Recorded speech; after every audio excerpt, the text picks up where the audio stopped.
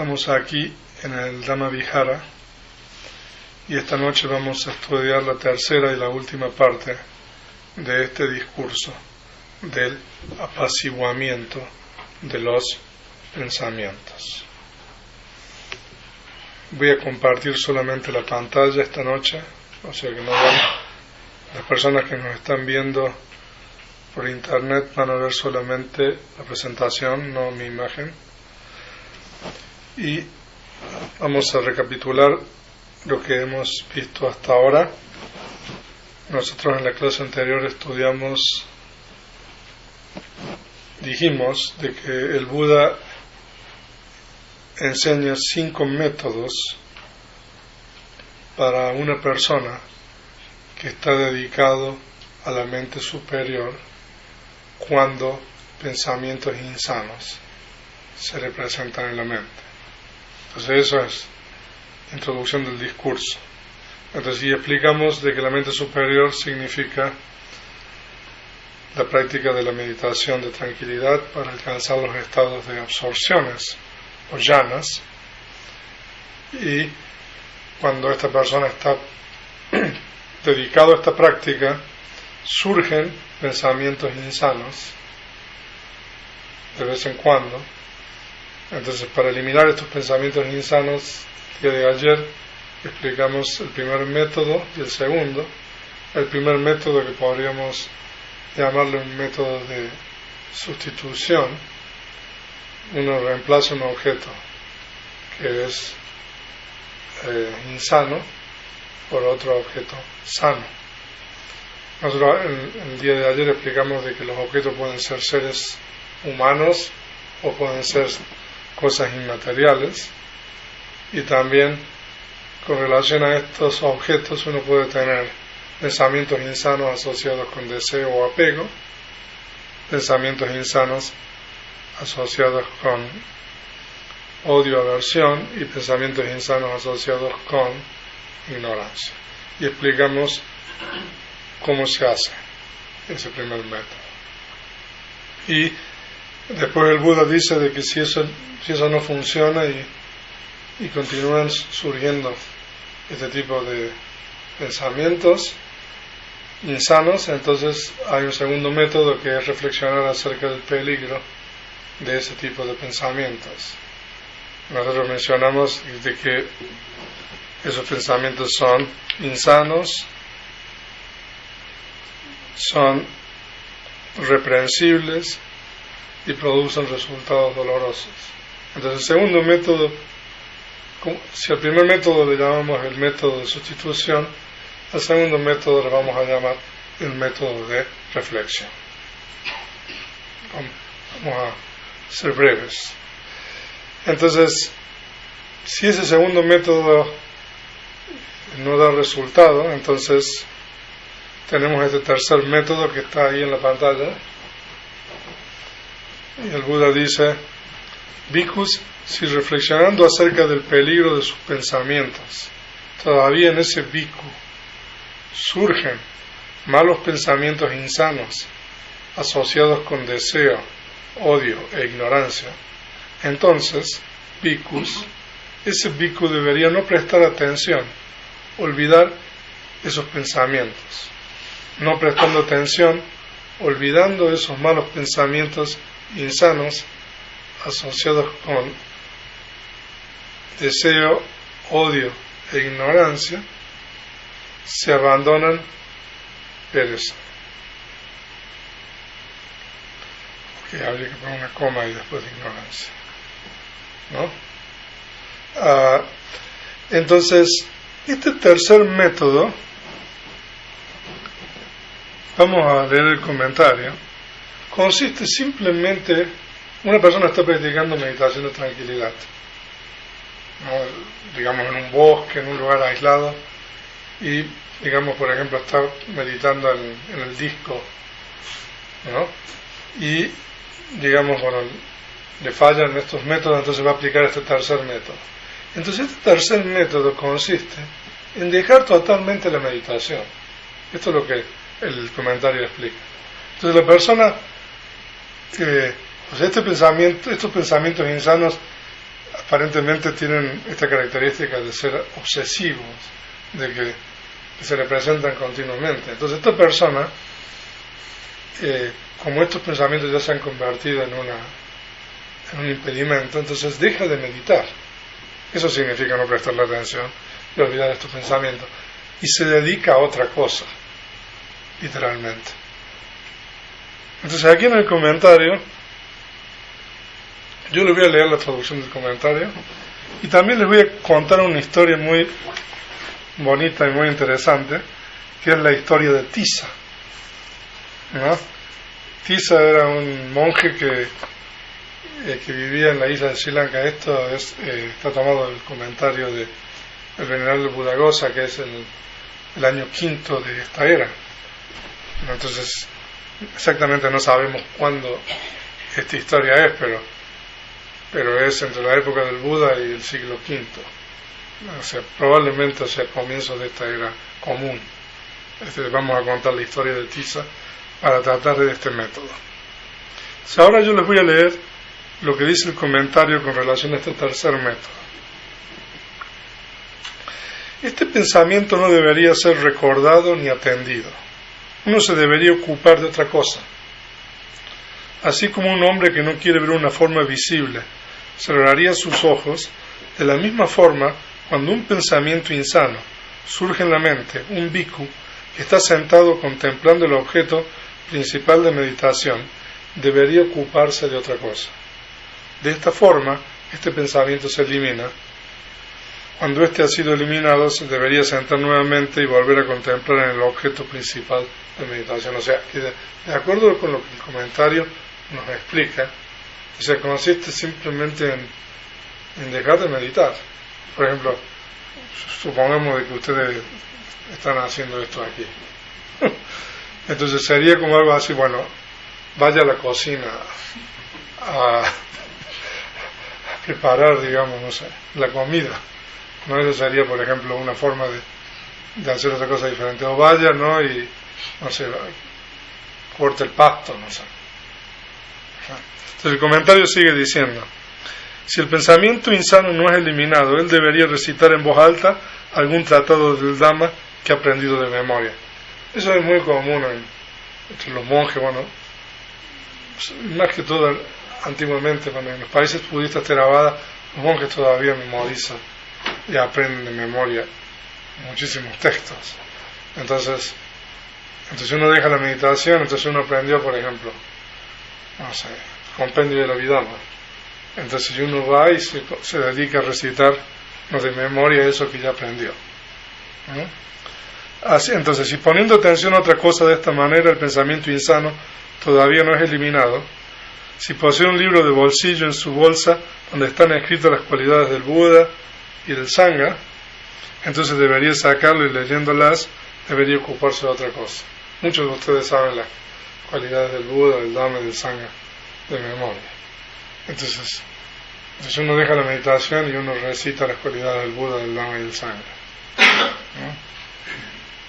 Si aún así el pensamiento insano no es eliminado, debería sacar de la bolsa un par de astillas para hacer fuego y ocuparse de otra cosa discerniendo. Esta es la astilla superior, esta es la astilla inferior. O sea, en la antigüedad, no había cerillos no para hacer fuego. Entonces los monjes tenían, digamos, no sé cómo se dice, estos palillos, no, uno de distintas maderas para hacer fuego. Entonces a través de la fricción, ¿no?, hacían fuego. Estas historias son bien interesantes. Entonces, si aún así el pensamiento insano no es eliminado, debería sacar la caja de utensilios. Normalmente los monjes tienen, no sé, no ahora, no, pero en los países budistas en algunos lugares, por ejemplo, agujas, hilos, ¿no?, tijeras para arreglar los hábitos. O sea, ahora en el mundo moderno, o sea, uno se le suelta un hábito, se le rompe un hábito, cambia y se pone otro. Pero en la antigüedad, o sea, uno tiene la caja de utensilios, ¿no?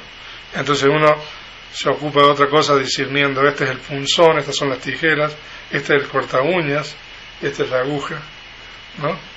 Si aún así el pensamiento insano no es eliminado, debería tomar la aguja y ocuparse de otra cosa, surciendo las partes desgastadas del hábito. Mientras el pensamiento insano no sea eliminado, debería ocuparse de otra cosa realizando acciones sanas, ¿no? Cuando es eliminado, debería sentarse nuevamente, contemplar el objeto principal de meditación. Pero una nueva obra no debería ser emprendida, ¿no? Por ejemplo, lo que hicimos aquí con Manuel, de remodelar la sala de meditación, eso es una nueva obra. ¿Por qué? Porque cuando el pensamiento insano se haya eliminado, no habrá ocasión para contemplar el objeto principal de meditación, porque uno tiene que seguir trabajando en la obra. Esto es lo que dice. Pero los sabios de antaño pudieron eliminar el pensamiento insano realizando una nueva obra. Aquí está esta historia, que es la historia de Tissa. Entonces, se dice que Tissa era un joven novicio que vivía con su preceptor en el monasterio de Tissa. Y se dice de que Tissa estaba descontento con la vida monástica, estaba descontento con la práctica y quería regresar a su casa. Entonces se dice de que el preceptor de Tissa, que era un monje con mucha antigüedad y que tenía progreso espiritual, comprendió de que no podía discutir con Tissa esta situación, porque no iba a poder convencerlo de lo que ya Tissa tenía decidido.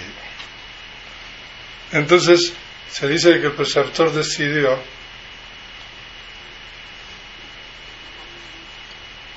convencerlo de una manera indirecta. Entonces se dice de que el preceptor le dijo a Tissa: Tissa, nosotros nos estamos volviendo viejos, estamos envejeciendo, y aquí en este monasterio todos los lugares pertenecen a la comunidad monástica. Nosotros no tenemos ningún lugar propio para envejecer y morir en paz. Dice: ¿por qué no nos vamos a Chetalapavata? Es un lugar famoso en Sri Lanka, que es de la antigüedad, donde los monjes, o sea, hay cuevas y meditaban. Entonces el preceptor de Tissa lo convenció de ir a este lugar, Chetalapavata, y construirse una cabaña, ¿no?, para que ellos pudieran estar ahí. Entonces se dice de que Tissa aceptó la propuesta de su preceptor, y se dice de que ambos fueron a este lugar, Chetalapavata.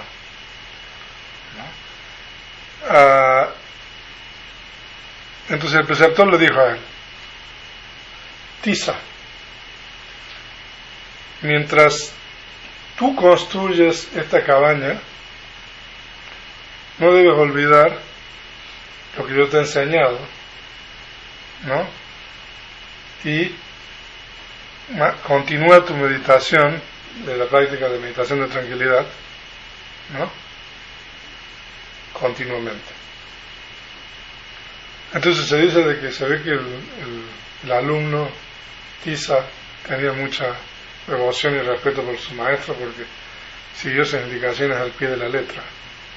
Y se dice de que la primera tarea que comenzó a hacer es construirle una cabaña en la montaña al preceptor. Comenzó a estudiar el Samyutta Nikaya y practicó meditación de tranquilidad con el Kasina fuego, que es un tipo de disco, pero que es fuego. Entonces uno se concentra, es un tipo de los discos para practicar meditación de tranquilidad. Entonces se dice de que le llevó bastante tiempo, no, porque tenía que hacer 3 cosas: construirle la cabaña, estudiar el Samyutta Nikaya y practicar la meditación de tranquilidad en el Kasina. Pero se dice de que finalmente lo logró, ¿no? Y también había aprendido el Samyutta Nikaya y también había progresado en la meditación de tranquilidad con el Kasina fuego. Y entonces se dice de que fue a reportarle a su preceptor los logros. ¿No? En realidad la cabaña era para el preceptor, él también iba a estar ahí.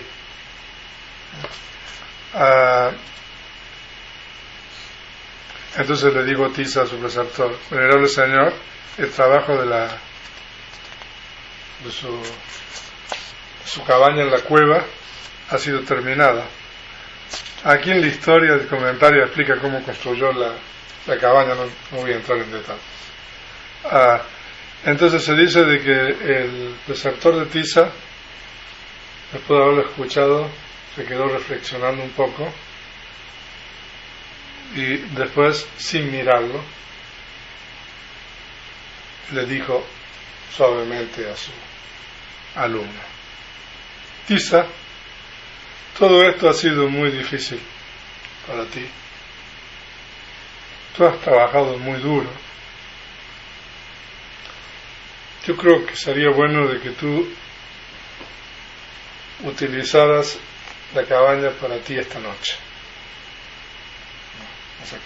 El alumno le fue a decir al maestro de que estaba la cabaña lista, que la fuera a ocupar, que la fuera a estrenar. Pero este maestro, era muy sabio. Y entonces le dijo: no, mejor ocúpala tú esta noche. Entonces se dice de que el novicio, no se esperaba esto de su maestro. Entonces, pero estuvo de acuerdo. Entonces se dice que ese mismo día regresó se ve que la cabaña estaba a cierta distancia, ¿no? Se dice que llegó ahí a la cabaña recién construida, estaba cansado cuando llegó, pero no obstante esto se lavó sus pies, entró a la cabaña, se sentó, era el atardecer, una noche, estaba haciéndose de noche muy tranquilo, y se dice de que se sentó y consideró todo lo que había hecho y terminado. Dice, y en ese momento pensó de que había hecho algo realmente muy, muy bueno para su preceptor, y también había estudiado el Samyutta Nikaya y había progresado en su práctica de meditación. Y se dice de que sintió tanto regocijo y se dedicó a la práctica de meditación, y se dice de que en esa noche alcanzó el estado de arahanta, ¿no? Esa es la historia de Tissa. Se dice que Tissa después vivió ahí por mucho tiempo, hasta que murió, y cuando murió la gente del lugar construyó un templo que todavía existe, que es el templo de Tissa, ¿no? Que está en este lugar en Sri Lanka que se llama Chitalapavata, ¿no? Entonces, esta historia que cuenta el comentario es, ¿no?, una historia para ejemplificar este tercer método, ¿no? Cómo el preceptor le dio una tarea de construcción a su novicio, a su alumno, y aún así, no obstante estuvo ocupado por mucho tiempo, ¿no?, después logró volver a su práctica y alcanzar el estado, ¿no?, de arahanta. Entonces esa es la historia de Tissa y este tercer método, que consiste literalmente en dejar de practicar. Y este método a veces puede ser bueno, porque hay una cosa que puede ocurrir a los meditadores, que es que uno tiene demasiada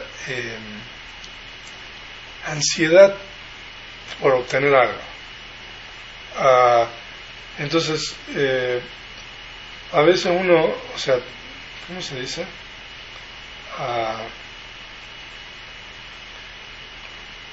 Que uno tiene demasiada ansiedad, que uno quiere alcanzar algo, y entonces eso genera agitación en la mente. Entonces a veces es bueno cortar totalmente eso y dedicarse a otra cosa completamente diferente, ¿no? O sea, que no tiene nada que ver con la práctica, sino que solamente, como dice el comentario, es hacer acciones meritorias, ¿no? Como por ejemplo recitar algo, aprender algo, ¿no? Y eso, incluso con la historia que nosotros tenemos aquí de Tisa, a veces puede llevar un tiempo, o sea, no sé cuánto le habrá llevado, aquí no dice, pero construir una cabaña, ¿no?, en una montaña, uno solo, no sé, bueno, ahí no dice si tenía ayuda, bueno, eso puede llevarle, ¿no? Entonces, cortar completamente la actividad de meditación y uno dedicarse a cualquier otra cosa que sea saludable, para después siempre tener en la mente que uno va a volver, ¿no? O sea, si uno adquiere cierta madurez a veces cuando hace otras cosas,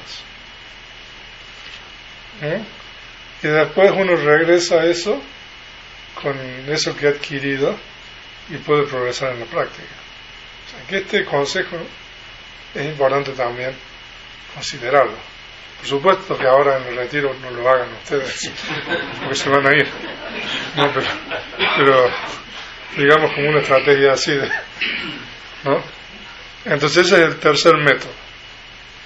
Entonces ahora vamos a ¿qué pasa si no funciona? Porque este método es, tenemos un cuarto método. Leo el pasaje del discurso completo. Bhikkhus, si cuando no prestando atención, olvidando esos pensamientos, todavía en ese bhikkhu surgen malos pensamientos insanos, asociados con deseo, odio e ignorancia, entonces ese bhikkhu debería dirigir la atención al apaciguamiento de la fuente de esos pensamientos. Dirigiendo la atención al apaciguamiento de la fuente de esos pensamientos, estos malos pensamientos insanos, asociados con deseo, odio e ignorancia, se abandonan, perecen. Abandonando esto, la mente se estabiliza internamente, se aquieta, se unifica, se concentra. Ahora, este método es el método que le da el nombre al discurso. El discurso en Pali se llama, ya lo saben ustedes, Vitakka Santana Sutta. Entonces, este método, yo no sé por qué razón este discurso tiene el nombre que corresponde a este método. O sea, el comentario no dice nada y en realidad no lo sé. Pero este método es bien interesante. Ayer una persona me preguntaba sobre psicología. Pues este método es un poco como la psicología de psicoanálisis, pero con una gran diferencia.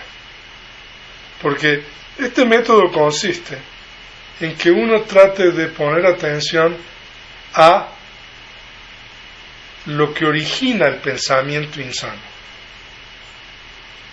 O sea, cuando uno tiene un pensamiento insano, generalmente hay algo antes de ese pensamiento que hace de que uno tenga ese pensamiento. Entonces, uno tiene que ir al origen de ese pensamiento, ¿no? Y ese origen puede tener otro origen anterior. Entonces, o sea, por eso se dice uno va a la fuente o puede ir a la fuente de la fuente.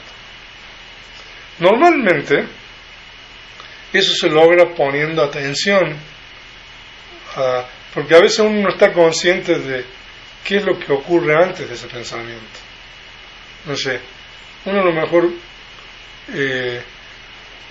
no sé, huele un olor, no es consciente de ese olor, y es un olor que, no sé, a uno no le gusta, por ejemplo. Y uno tiene un pensamiento con aversión,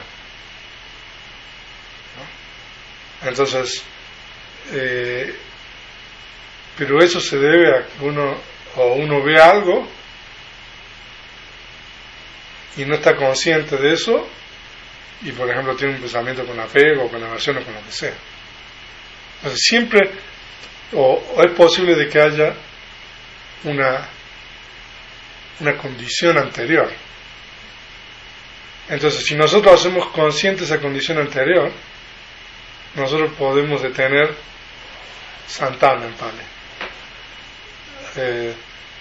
El pensamiento que viene después. Entonces, eso es este método. Entonces yo dije de que se parece al psicoanálisis, pero es diferente, porque nosotros, la causa aquí está en el momento presente casi, o un poquito antes del momento presente, ¿no? En el psicoanálisis, o sea, uno no se va a lo mejor a la niñez o al pasado y todo eso. No encontrar la postura de meditación correcta puede generar malos pensamientos, ¿no? Puede ser la causa también. O sea, uno siente desconfort, malestar en el cuerpo, ¿no? Entonces uno tiene que volverse consciente de esas cosas, ¿no? Entonces, la causa puede estar en el objeto presente, pero puede estar en algo anterior al momento presente, ¿no? Entonces, esto es este método. Y hay un símil aquí, que se los voy a leer. Entonces, para explicar este método. Bhikkhus, así como un hombre que va rápido, considerase así, ¿por qué voy rápido? Y si yo fuera despacio, entonces él iría despacio. Después él consideraría, ¿por qué voy despacio? Y si yo me parara, entonces él se pararía. Después él consideraría, ¿por qué yo estoy parado? Y si me sentara, entonces él se sentaría. Después él consideraría, ¿por qué estoy sentado? Y si me acostara, entonces él se acostaría. Bhikkhus, de esta forma, este hombre, sustituyendo gradualmente las posturas menos cómodas, adoptaría las posturas más cómodas. De la misma forma, Bhikkhus, así cuando no prestando atención, olvidando esos pensamientos, todavía en ese bhikkhu surgen malos pensamientos insanos, asociados con deseo, odio e ignorancia. Bhikkhus, ese bhikkhu debería dirigir la atención al apaciguamiento de la fuente de esos pensamientos. Dirigiendo la atención al apaciguamiento de las fuentes de esos pensamientos, esos malos pensamientos insanos, asociados con deseo, odio e ignorancia, se abandonan, perecen. Abandonando estos, la mente se estabiliza internamente, se aquieta, se unifica, se concentra. O sea, de que este símil está bien, ¿no? O sea, la postura de caminar rápido es la más cansadora. Entonces uno va de repente, ¿no?, de la postura de caminar a parar, a sentar, hasta la postura más cómoda que la postura de acostado, ¿no? Entonces, en la postura de acostado podemos decir que uno está totalmente quieto, ¿no?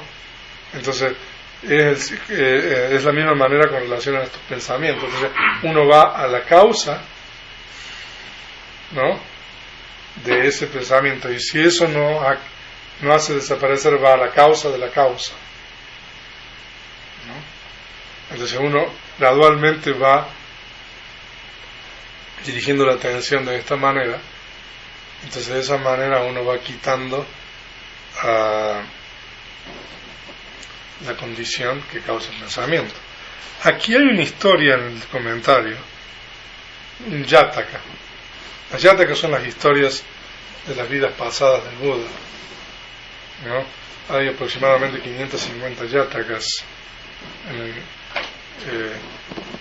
Solamente los versos son canónicos, pero las historias están en el comentario. Y aquí hay una historia de una liebre, de un león. No, muchas de estas historias son de animales, y se dice de que en esa época el Bodhisattva, el futuro Buda, era un león sabio, y se dice de que había una liebre, de que estaba durmiendo debajo de un árbol, y un fruto del árbol cayó rozándole el oído, y la liebre se despertó aterrorizada, creyendo de que la tierra se había partido en dos. Entonces dice dice de que la liebre salió ahuyentada y los animales que estaban ahí también salieron ahuyentados también pensando que lo que la liebre percibía era lo correcto. Entonces se dice de que el león, que era el bodhisattva, no, esta historia es, pero es bien interesante esta historia porque hace referencia al aspecto de importancia de investigar, ¿no?, las causas. Entonces el león dice de que interrogó a todos los animales y finalmente la liebre y le preguntó, a ver, bueno, ¿cómo fue el asunto? Entonces la liebre le dice, la liebre no quería volver al árbol, pero el león la convenció, tranquilízate, aquí está la historia.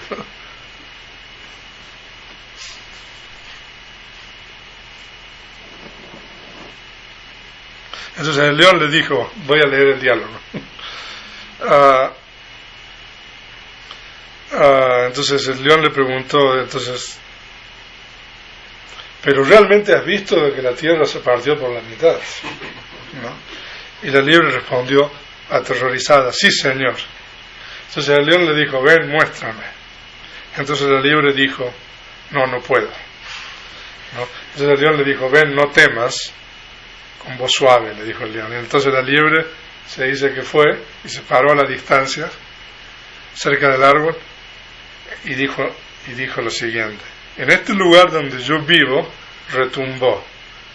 Mis bendiciones para este lugar que retumbó. ¿No? ¿Por qué retumbó? No lo sé. Entonces se dice de que el bodhisattva, diciéndole, quédate tú aquí mismo, fue al pie del árbol y vio el lugar donde la liebre se había dormido y el fruto del árbol que había caído ahí al lado. Mirando hacia arriba, vio una rama quebrada y razonó: esta liebre estaba dormida aquí, estando dormida, este fruto cayó rozando la oreja de la liebre, y la liebre creyó que el ruido era porque la tierra se estaba destruyendo y huyó. Comprendiendo que esta era la causa, le preguntó a la liebre, y la liebre respondió: sí, señor. Entonces, de tal manera, uno descubrió la razón del problema. Entonces, el comentario cuenta esta historia para explicar la cuestión esta, la importancia de investigar, ¿no? Hasta que uno descubra la razón de este pensamiento insano, ¿no? Y aparentemente eso se puede hacer. Bueno, entonces, ¿qué pasa si este cuarto método no da resultado? Entonces hay un quinto y último método. Entonces, yo voy a leer la narrativa del discurso. Ustedes tienen un resumen, ¿no? Este es el quinto método. Bhikkhus, cuando un objeto se ha presentado y cuando dirigiendo la atención hacia ese objeto,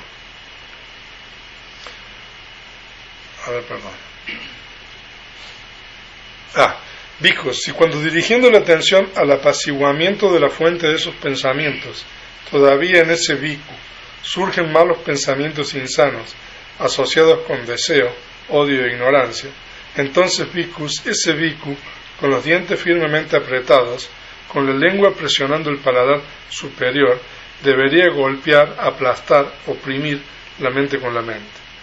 Con los dientes firmemente apretados, con la lengua presionando el paladar superior, golpeando, aplastando, oprimiendo la mente con la mente, esos malos pensamientos insanos, asociados con deseo, odio e ignorancia, se abandonan, perecen. Abandonando esto, la mente se estabiliza internamente, se aquieta, se unifica, se concentra. Ahora, este método, yo no sé a qué les recuerda a ustedes. Si ustedes han leído la historia del Buda antes de su iluminación, de las prácticas ascéticas, uno no puede evitar hacer la conexión, ¿no? De que este método es un método de, como una persona ayer mencionó en el chat, a través de la voluntad, ¿no? O sea, de que aquí, o sea, este método es simplemente ignorar los pensamientos de eso, poner la lengua, ¿no?, la parte superior en el paladar y seguir insistiendo, ¿no?, observar el objeto principal de meditación, ¿no?, y insistir, ¿no?, hasta que esos pensamientos se vayan. O sea, que es un método así de a fuerza bruta, no podría decir, ¿no? Ahora, aquí hay un símil que el Buda da. Bhikkhus, así como si un hombre fuerte fuera a agarrar a un hombre débil por la cabeza o por el cuello o por los hombros y lo golpeara, aplastara, oprimiera. De la misma forma, bhikkhus, si cuando dirigiendo la atención al apaciguamiento de la fuente de esos pensamientos, todavía en ese bhikkhu surgen malos pensamientos insanos, asociados con deseo, odio e ignorancia, entonces bhikkhus, ese bhikkhu con los dientes firmemente apretados, con la lengua presionando el paladar superior, debería golpear, aplastar, oprimir la mente con la mente. Con los dientes firmemente apretados, con la lengua presionando el paladar superior, golpeando, aplastando, oprimiendo la mente con la mente, esos malos pensamientos insanos, asociados con deseo, odio e ignorancia, se abandonan, perecen. Abandonando estos, la mente se estabiliza internamente, se aquieta, se unifica, se concentra. Este es el quinto método. Y esos son todos los métodos que hay. Entonces pero como mencionamos anteriormente, esto es con relación a la práctica de meditación de tranquilidad. Nosotros que practicamos el cultivo de la atención, tenemos la práctica del cultivo de la atención, pero el método de cultivo de la atención es un método que lo vamos a aplicar con relación a otro tipo de objetos diferentes, ¿no? O sea, a través del cultivo de la atención nosotros podemos trabajar con estos pensamientos que distraen, haciéndolos parte de nuestra práctica, haciéndolo consciente, ¿no? Pero estos métodos son cuando nosotros estamos practicando la meditación de tranquilidad. Y también estos métodos se pueden aplicar en algún momento en la vida de la práctica de una persona. Muchas personas, o sea, preguntan, ¿no? Bueno, o sea, los monjes tienen que estar siempre, ¿no?, meditando, ¿no?, a 24 horas. Había un monje, cuando yo estaba en Estados Unidos, en el primer monasterio en Tampulo, que le decía a los meditadores que iban ahí: usted tiene que meditar las 24 horas, 24 hours. Pero él no meditaba las 24 horas. Pero claro, o sea, pero él había estado, ¿no?, eran muchos años que era monje, ¿no? Entonces, ¿no?, o sea, a veces a uno lo critican porque no da el ejemplo, pero uno practicó antes. Entonces, este método de hacer otra cosa, ¿no?, o sea, hay una época para cada cosa, ¿no? O sea, hay una época que uno puede estar meditando, ¿no?, todo el tiempo, pero hay otra época que un monje no puede estar estudiando o dedicándose a otra cosa. Entonces, nosotros aquí tenemos un resumen de los 5 métodos, en la última, ¿no? El primero, que es desplazar la atención desde el objeto insano hacia otro objeto asociado con aquello que es sano, que a ese método le podemos llamar, en una palabra, el método de sustitución. El segundo método es reflexionar acerca del peligro de sus pensamientos. A ese método le podemos llamar el método de reflexión. Entonces, el primero es sustitución, reflexión. El tercero es no prestar atención, olvidar. Entonces le podemos llamar olvidar, ¿no? El cuarto método es dirigir la atención al apaciguamiento de la fuente de los pensamientos. No sé cómo quieren llamarlo eso. Apaciguamiento. Y la última es golpear, aplastar, oprimir la mente con la mente. ¿cómo le quieren llamar? La fuerza. La fuerza. Entonces ustedes tienen las siglas SROAF. Sustitución, reflexión, olvidar, apaciguamiento y la fuerza bruta. Entonces ahí tienen el resumen, pueden acordarse de estos cinco métodos. Ahora el discurso termina diciendo, ¿no? El Buda recapitula todos estos métodos, diciendo, bueno, si uno no funciona, uno aplica el otro. Y se dice de que con estos 5 métodos, bhikkhus, este bhikkhu se denomina maestro de los cursos de pensamientos. ¿Por qué? Porque pensará el pensamiento que quiere pensar, no pensará el pensamiento que no quiere pensar.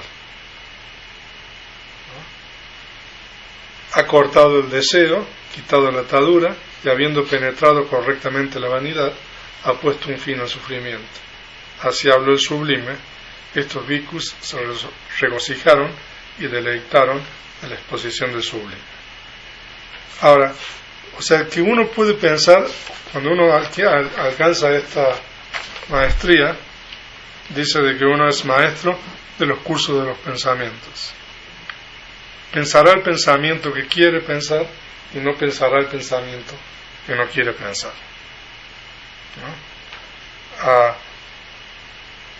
Les leo el comentario. Se dice esto para mostrar sus modos de maestría. Antes no podía pensar el pensamiento que quería pensar y pensaba el pensamiento que no quería.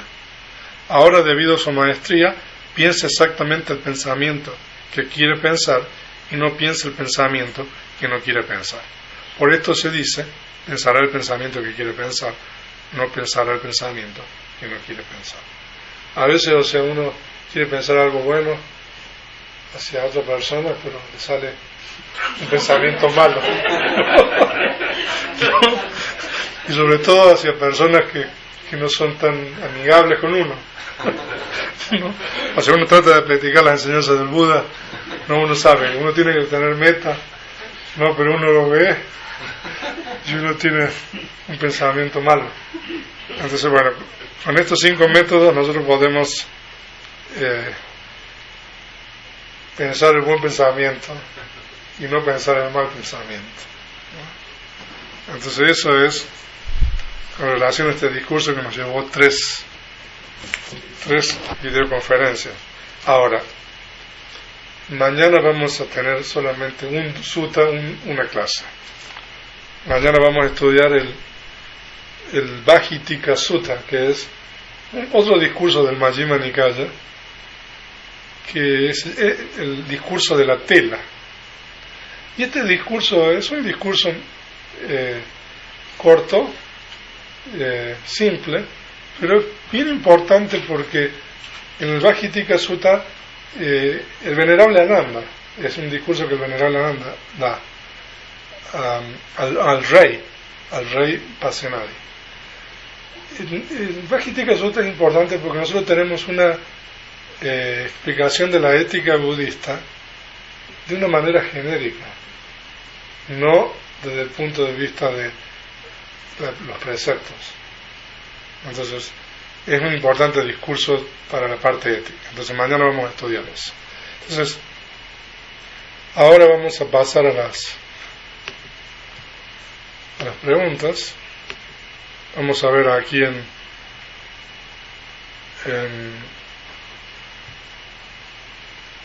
las personas que nos están viendo.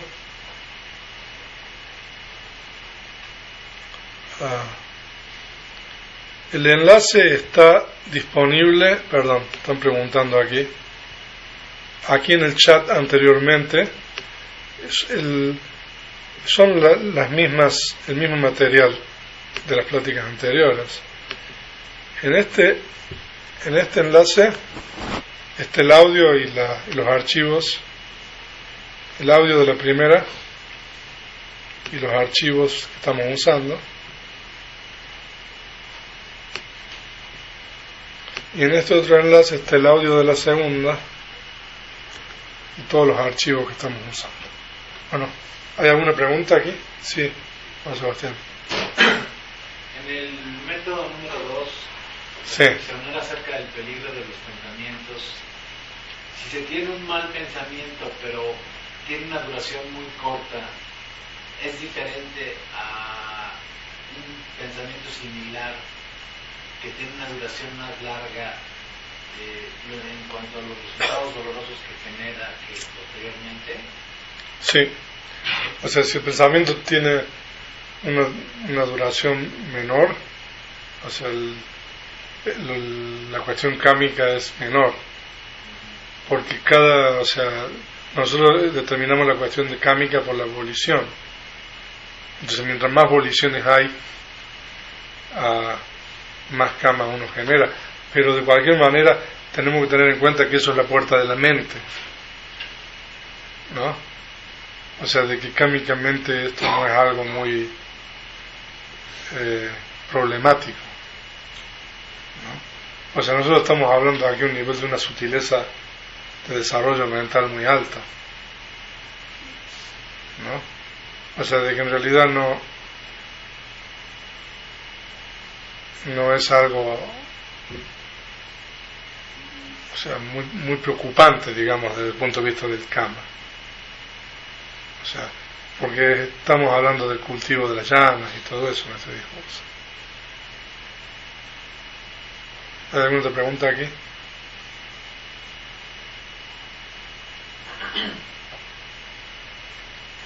Las personas que nos están viendo. Sí. En el método número 1, reflexionar sobre las características, impermanencia, inestabilidad, sensibilidad, es válido. Sí, sí. Eso es con relación a las cosas inanimadas, normalmente, de acuerdo con el comentario. El primer método, con relación a algo que uno tiene apego, por ejemplo. Reflexionar acerca de la caducidad, la impermanencia. Pero es simplemente reflexionar, no como nosotros practicamos aquí. No, porque nosotros tratamos de ver la impermanencia a través de la práctica de la meditación de introspección, ¿no? Pero esa práctica es una práctica diferente, que es la meditación de tranquilidad. Entonces uno está desarrollando concentración ahí, ¿no? Entonces con relación a los objetos inanimados, entonces sería un método, reflexionar acerca de la impermanencia. A los seres no. A los seres depende. Si uno tiene apego, normalmente, qué bueno que me haces esa pregunta. Si uno tiene apego, es tratar de ver esa persona no como un conglomerado, sino de acuerdo a las partes. Pero se dice de que todos los métodos pueden ser válidos, pero se dice de que estos métodos que explica son los métodos más válidos. Por ejemplo, cuando uno tiene apego hacia una persona, lo correcto es reflexionar acerca, por ejemplo, de las partes del cuerpo, ¿no? Si uno tiene odio, lo correcto es practicar metta. Y aquí dice el comentario de que uno puede practicar otros métodos, ¿no? Pero es por medio de estos objetos opuestos contrarios que el deseo, etcétera, se elimina y se elimina bien. Es así como apagar un fuego solamente golpeándolo con cascotes de tierra, ramas y tizones. O sea, uno puede apagar un fuego, ¿no? De esa manera. Pero cuando se extingue con agua, su opuesto, este se extingue bien, ¿no? Entonces, cualquier método puede funcionar, pero los métodos que recomienda aquí el comentario son los métodos más efectivos, de acuerdo a las raíces, ¿no? Y a los objetos. No sé si esa es la pregunta. ¿Sí? Ok. Aquí hay una pregunta. ¿Qué sucede con un pensamiento obsesivo que no es desplazado por ninguno de los 5 métodos? Pues, bueno, entonces aquí nosotros tenemos que ver que estamos practicando la meditación de tranquilidad, ¿no? Ahora, nosotros podemos trabajar con los pensamientos obsesivos a través del cultivo de la atención, ¿no? Pero cuando nosotros estamos cultivando la atención, nosotros estamos siguiendo un camino diferente en la práctica de la enseñanza del Buda, que es un poco lo que se denomina la práctica de un practicante seco de vipassana, ¿no?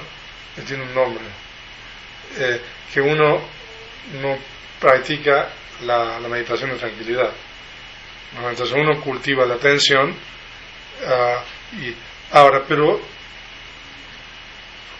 ¿qué pasa si ninguno de los 5 métodos funciona? Pero bueno, habría que intentar los 5, yo creo, ¿no?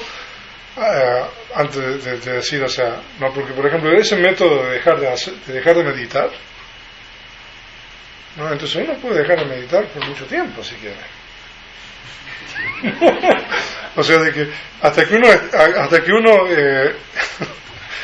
experimenta con los 5, ¿no? O sea, uno puede terminar un doctorado, ¿no? en la universidad. Así que, ¿no? Un doctorado en budismo a lo mejor, ¿no? Así. ¿Hay una pregunta? ¿No? Bueno, ¿hay alguna otra? Sí. Por ejemplo, en el caso de apego hacia otras personas, en procesos de duelo, no sé si eso no fuera apego, sí, apego. Bueno, en los procesos de duelo en realidad lo que hay es pesar, ¿no? Tristeza, que eso por supuesto que está asociado con el apego que uno tiene o tenía o sigue teniendo hacia ese ser que ya no está, ¿no? Entonces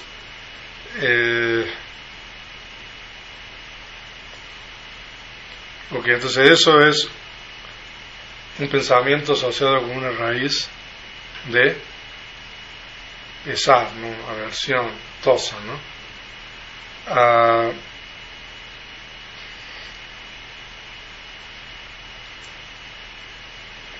Pero está asociado con el deseo también, ¿no? Porque, o sea, es porque uno tiene apego hacia esa persona que ya no está, ¿no?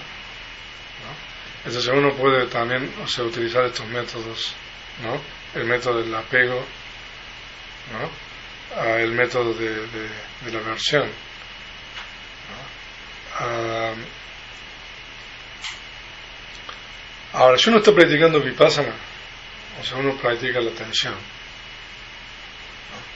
Pero es una buena pregunta esa y denme un poco de tiempo para hacer mi investigación, ¿no? Sí. Porque en el comentario no dice nada de eso.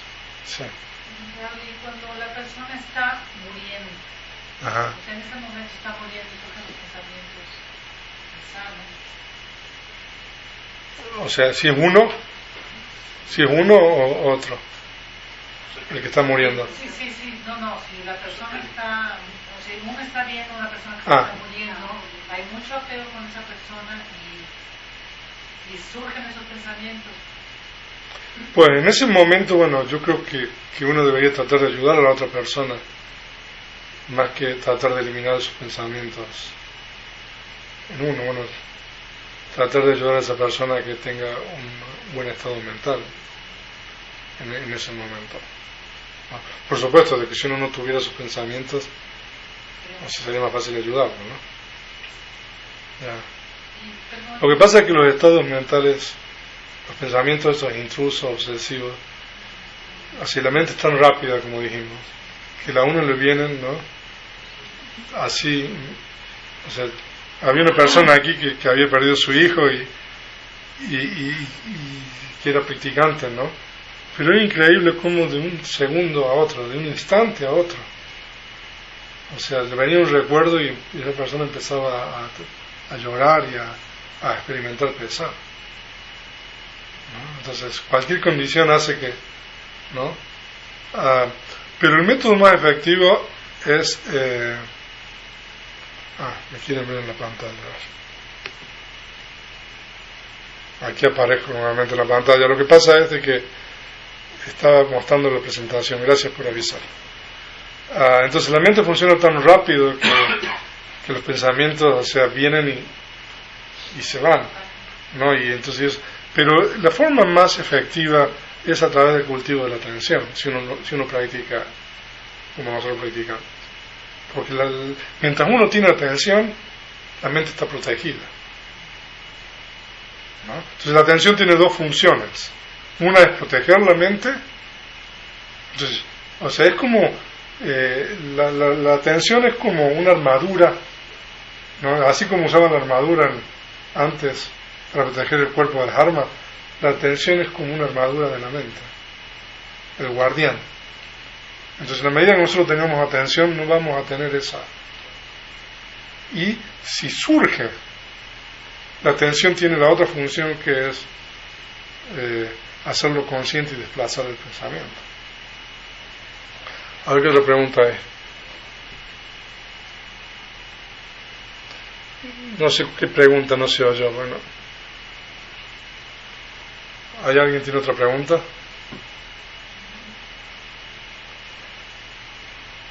¿Cómo hacemos para no pensar?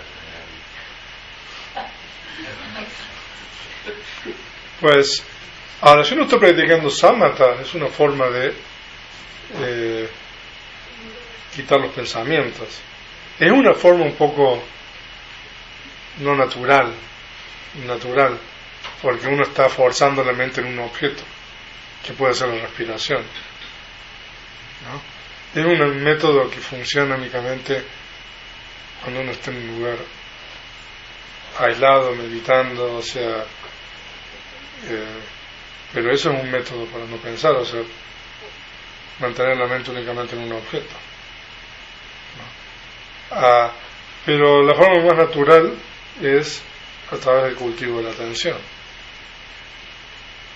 Ahora, yo no sé si ustedes se han preguntado ¿por qué uno no piensa cuando duerme? Los pensamientos nos despiertan. Sí. Porque entonces dormir sería una forma de no pensar, ¿no? Entonces, si uno quiere, o sea, uno tiene dos métodos para librarse de los pensamientos: uno dormir o otro meditar. Aquí, sí.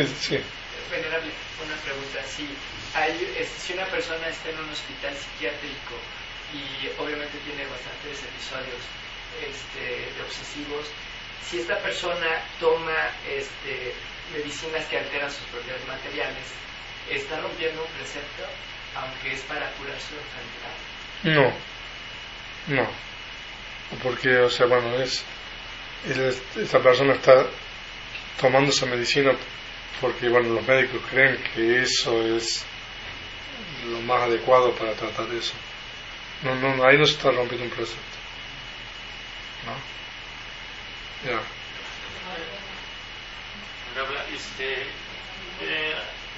Antes, en la época de Buda, había enfermedad mental, sí, sabía.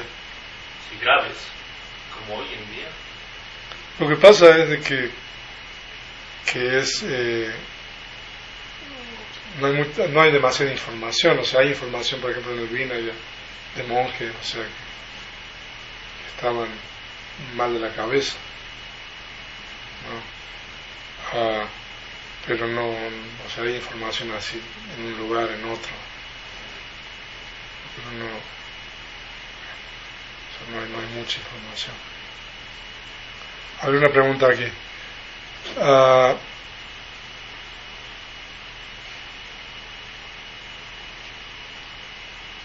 En ocasiones tener atención en el mundo es un obstáculo, ya que los demás están dispersos en la atención.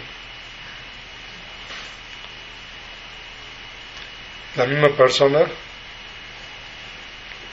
Kemi, debe ser Vicky, en Cuernavaca, contesta: entonces hay que cultivar la paciencia. Pues sí, o sea, si uno practica la atención y uno anda en el mundo, la mayoría no practica la atención, ¿no? A veces es irritante eso, hay que cultivar la paciencia. ¿Hay alguna otra pregunta? Las personas que nos están viendo o aquí, una de cada lado.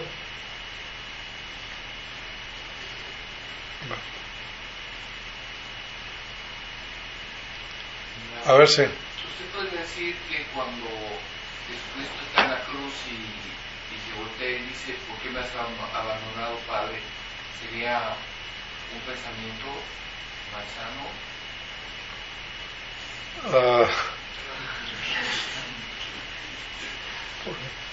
Pues sí, o sea, con raíz en la versión, en dosa, porque o sea, uno está, digamos, quejando, o sea, o ¿cómo se dice? Quejándose, o sea, porque otra persona no lo ha ayudado con relación a algo. Definitivamente. O sea, un pensamiento insano. Bueno, entonces, no sé si hay una pregunta más. Aquí no hay. Entonces damos por cerrada la sesión de hoy día y mañana vamos a estudiar el Bhajitika Sutta.